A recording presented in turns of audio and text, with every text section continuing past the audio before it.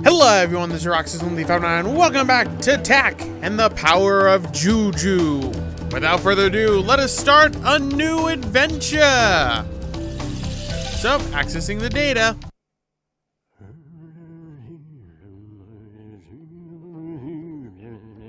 Boogala boogala foo foo cloud tobu kana fari ti bauku to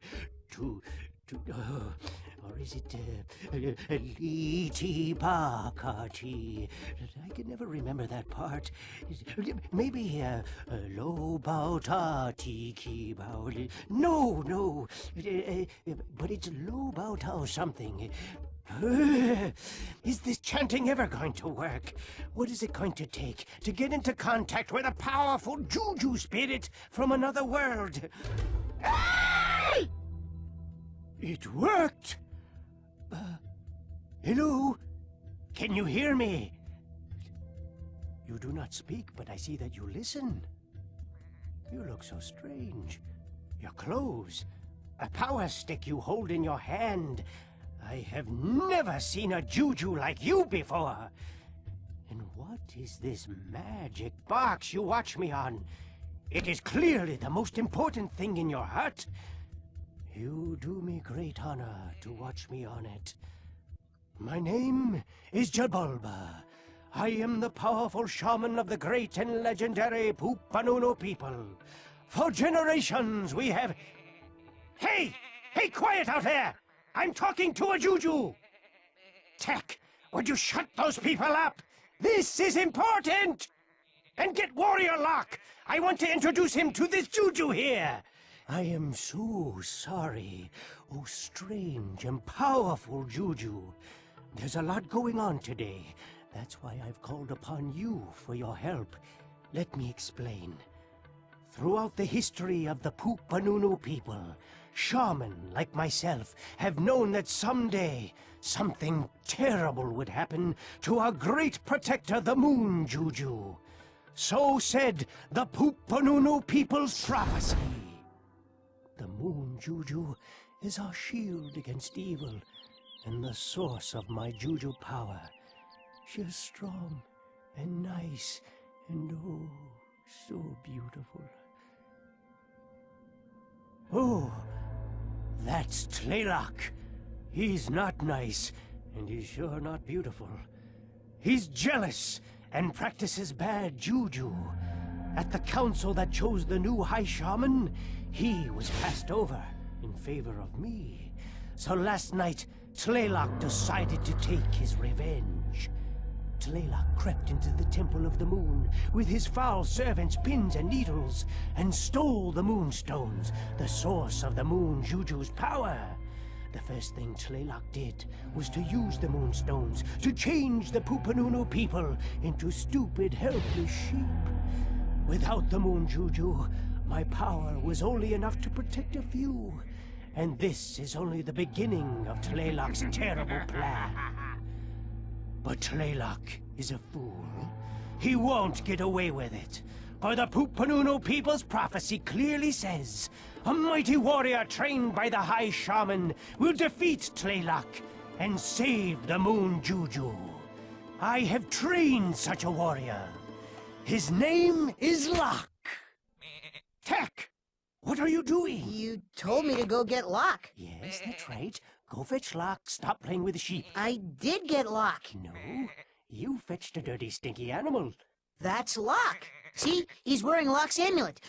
Tlaloc must have changed him into a sheep. No, this is all wrong. This isn't in the Poopanunu. Poopanunu people's prophecy. The mighty warrior doesn't become a sheep. The mighty warrior doesn't lick my foot. Stop the licking, Locke. Oh, this is terrible.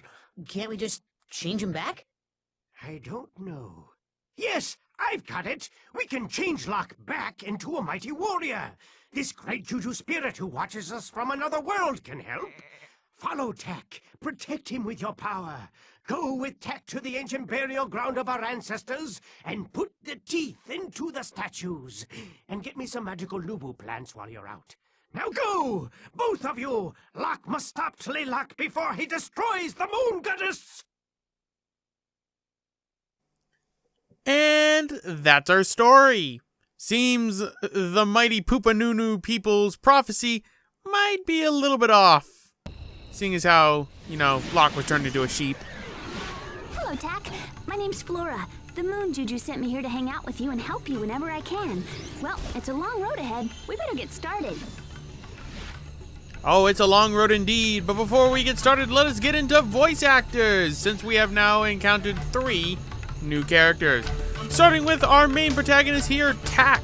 Tack is voiced by Jason Marsden. Jason Marsden, you might recognize more for the Tack voice that he gives Tack in this game as Chester McBadbad from the Fairly Odd Parents. Yep. Makes sense since, the Nick Games studio helped fund Tack and the Power of Juju, that they'd use some of their talent for the game itself. Now, what about Jabulba? Jabulba is voiced by John Kassir. You might recognize John Kassir as Enzo from the Bayonetta series, actually, which is rather interesting that he starts as Jabulba. I should mention John Marsden and John Kassir did not reprise their roles in the Tack and the Power of Juju show. They were voiced by different people entirely. But throughout the games, Jason Marsden will be voicing Tack and John Kassir will be voicing Jabulba.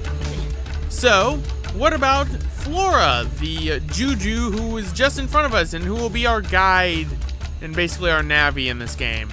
She is voiced by the ever-talented Jennifer Hale, actually. Yeah, they got Jennifer Hale for this game, too. I'm not surprised. Again, Nick Studios has its connections, or had. I don't know if they've burned a lot of bridges since they don't really make games anymore, especially since THQ went under. But what are the controls for this game? Well, controls are simple. Use the analog stick to move around. Since I am playing the GameCube version, there's only one analog stick. A button is to jump. You can double jump by double tapping it. Hit the B button, which is called your action button, to swing your weapon. You can switch weapons by hitting the R button once we get more weapons. The Y button and X button are used.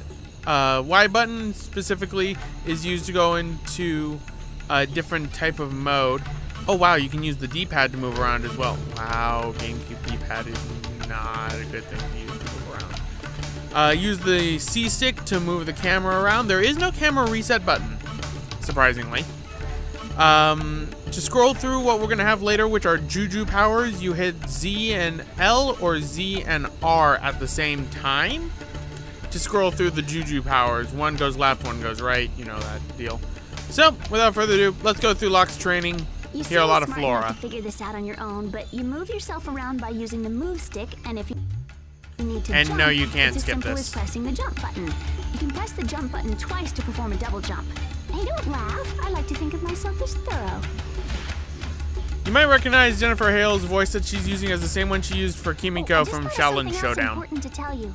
Sometimes you'll notice that the camera's not facing the same direction you want to go. You can use the camera stick to rotate the camera around yourself.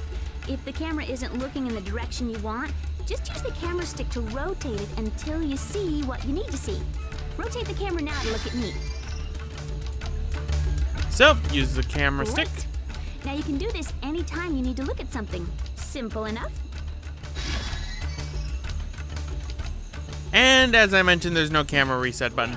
I'm not going to fiddle around with the camera too often, so it's not really going to matter. Okay, Tack. In the end, I think you'll find most animals to be helpful in some way or another. If you come across an animal, you should experiment with it to learn how it can help you. Some animals can even be ridden. Oh yes, the mighty rhino. These fellows are great for breaking things into little tiny pieces. Go ahead and jump on board. If you want him to speed up, try giving him a swat with your club.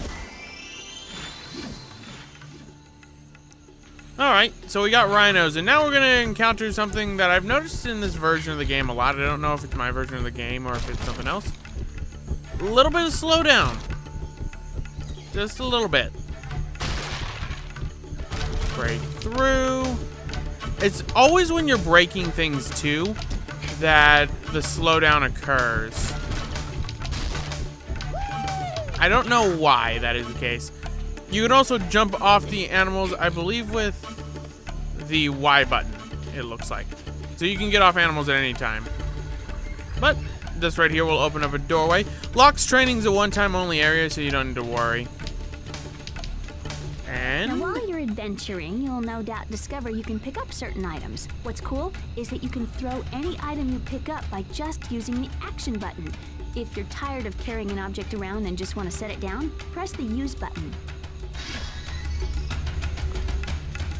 so it will always tell you to whenever you pick something up. Well, normally it does. So with the B button, you can use to throw items. Use the Y button to put it down. Generally, the game will end up always telling you, you know, oh, you can do this with anything you pick up, but for some odd reason, it's not doing it in Locke's training. So, let's break all three of those. Sometimes when you jump, you'll grab onto a ledge. If you're holding something when you grab a ledge, you'll always drop that item. You'll also drop it if you fall off tall ledges. That gets worse actually later in the game when you see this little guy? get some things. He's a loop-tail monkey, and quite mischievous, I might add. Monkeys like this one love throwing coconuts at other animals. Time to incite some animal-on-animal violence. If I can. Tack, try throwing the melon at the monkey to see what happens. Okay. Monkey! Yeah, you did it! Did you notice that if you toss something at him, he'll toss a coconut at whoever's closest to him? Keep this in mind while you're adventuring. Yes, keep that in mind. He will end up throwing it at whatever's closest, so if you're extremely close, he will throw a coconut at you. Now, you might be wondering, what's our health? Well... feathers are very valuable. Make sure you pick up any feathers you see. To pick up a feather, just run through it. There are different kinds of feathers you can find in the world. These yellow feathers are health feathers. See how they look like the feather on the top of your head? That's because the feather on your head is also your health meter. When it turns all the way purple, you're out of health. These other feathers also give you health, but their primary use is for magic. As you progress, you'll need mana feathers to do magic. Really, all feathers just add to the feather count. So as you can see, we have 10 right now, and now we have 11. If we had more feathers, then we would get more feathers for mana. Just press the action button to swing the club. Practice on these breakable jars. You need to watch out when breaking jars, though. Because sometimes... A Nervo was hiding in that jar. Use your club. It's gonna take a few hits, but I know you can do it. Gotcha. Nice. And we got our enemies in this game, Normals. Normals are annoying little creatures that die in a certain number of hits. Tack can swim, but he can't dive, so keep that in mind. You could also double jump out of water, so already it's better than Mario 64 in that sense. Because I always had the hardest time jumping out of water in Mario 64. Now, feathers, when you collect them, they don't add to a total count. Like, there isn't a, oh, there's X amount of feathers inside of X level. They're just there.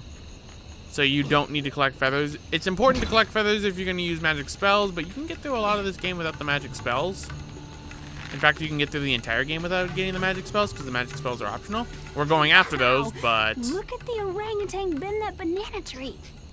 I wonder what would happen if you stood on the big leaf. You should try it, Tack. Well, this orangutan's not exactly bending the tree, but when you get closer, bends it down, step on the leaf, and you go flying. Awesome, Tack. Anytime you want to have the orangutan throw you somewhere, just stand near him and he'll pull down the tree. Because he just so happens to be hungry at the same time I need to go somewhere. Convenience! I should mention as well, you will stagger if you fall from too great a height, but you will not lose health from falling. There'll be places in the world where you'll have to use ropes. Remember though, you'll swing in the direction you're facing. So push the move stick left or right to line yourself up before you jump off. That is very important, and I did not pay attention to that when I was doing my practice file. You hit the B button to swing as well. And you can double jump. while you are, using the thing, the rope. Right? Away we go! We are just about done with Locke's training, which is good because this is already taking up a lot of time with the Poopanunu people's prophecy and all that. As you can see, we already have quite a few feathers. Okie dokie. Now it's time to learn about rams. See if you can get past them. Do not do this. That will just waste time. What we need to do, grab a melon, go over this way, put melon down, and ram goes after melon. You get near the ram, it will ram you. Part of its namesake. Way to go, Tack. You're ready to help Jabulba turn Locke and the other villagers back into human form.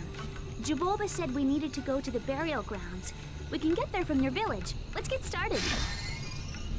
Alright, so we need to go to the burial grounds. But anyway, guys, I'm going to end it off right here. This has been Roxas1359.